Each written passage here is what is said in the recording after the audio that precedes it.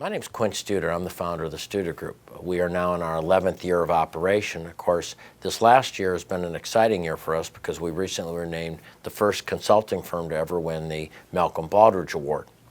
This is quite an honor, and one of the things that was very interesting about us is one of the things they looked at is our continuous process improvement.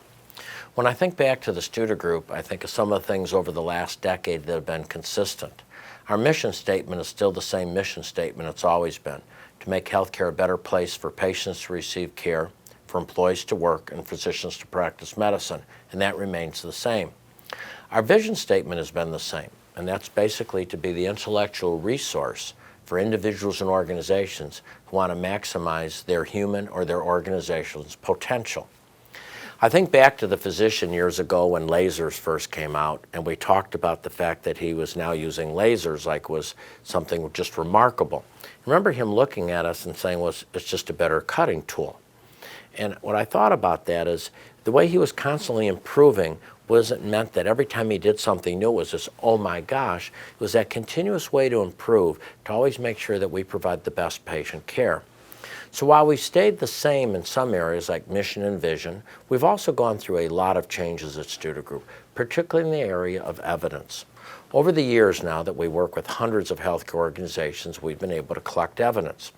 As we've collected evidence, we've been able to demonstrate more and more how material works using a number of research techniques, whether it be hourly rounding, or it be a post-visit phone call, whether it be how we select people, how we evaluate people. And we have shown that by putting in certain tools and techniques, you improve performance. Of course, this gave the birth to evidence-based leadership. Now, evidence-based leadership, to me, was really a subset of evidence-based medicine or evidence-based care. I was at an MGMA conference, and I looked at physicians and where they were going with their critical paths. And I thought to myself, if physicians get that organized, will we operationally be able to be as organized as they are? So if they truly do everything they say, which will improve care, which sometimes means to more efficiency or more effectiveness, which means patients' flow moves quicker, people go through systems quicker, a shorter length of stay, all these things that work from being on the same page, would we as a hospital be able to respond?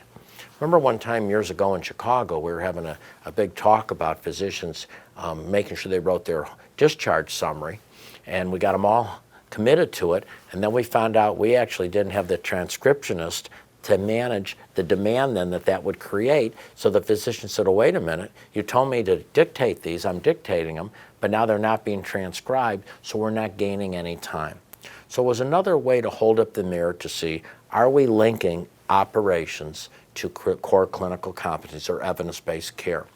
So we created something called evidence-based leadership. And what I want to do with this video is do two things. First of all, go very briefly on evidence-based leadership, but then talk about this next decade and where we see the Studer Group going as we really take evidence-based leadership and evidence-based care and blend them even further than they are today. If you look behind me on the slide, you will see evidence-based leadership. We have found there's three components of evidence-based leadership, and I'm really going to